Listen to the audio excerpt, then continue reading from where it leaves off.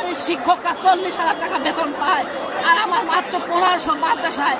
এটা কি আপনাদের চায়ের টাকা না মদের বোতলের টাকা? অনেকক্ষণ থেকে দেখছি যে আপনি আন্দোলন করছেন। আপনি ৭৫-এর গণঅভ্যুত্থানের 11 দফা দাবি এখনো পূরণ করতে পারেনি বাংলাদেশের কোন সরকার। ২৬শে জুলাইয়ের আবু সাঈদ মুগ্ধ আমার নিজের পেটের সন্তান। আমি ৩৬ দিন আন্দোলনে অংশগ্রহণ করি। তৃতীয় দিন যখন আমি শুনি ওরা জীবন দিয়ে গেছে, আমার সন্তান বলেছে মাহমুদ যদি মারা যায়, বলেছিলাম বাবা যদি দেশের জন্য জীবন দাও। আমার কোনো দুঃখ নাই, আমি আজও একই কথা বলে আসছি।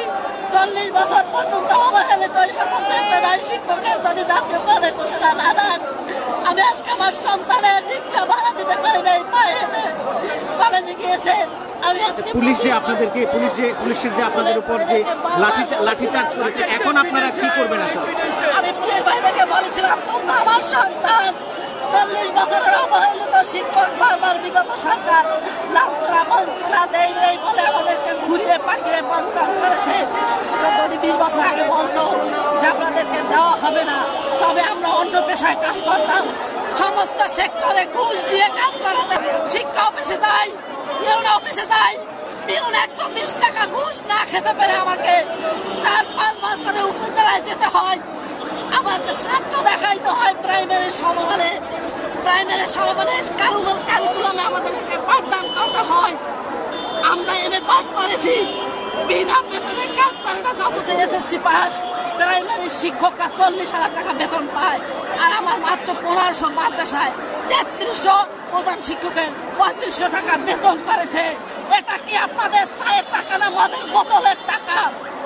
শিক্ষা খাতে যে টাকা বরাদ্দ রাখা হয়, যদি সেই বরাদ্দের সাথে স্বতন্ত্র মাদ্রাসা জাতীয়করণের ঘোষণা না দেওয়া হয়, তাহলে আমি বলবো এটা মুসলিম দেশ নয়, এটা সেই ভারতের উলিধনি বানিয়ে গেছেন। আমরা শুনছিলাম যে তিনি তার ক্ষোভ জানাচ্ছিলেন এবং যে বৈষম্য তিনি বলছিলেন যে মানে একটু যারা প্রাথমিক শিক্ষক যারা আছে, তারা হয়তো ৩০ থেকে ৪০,000 টাকা বেতন পান।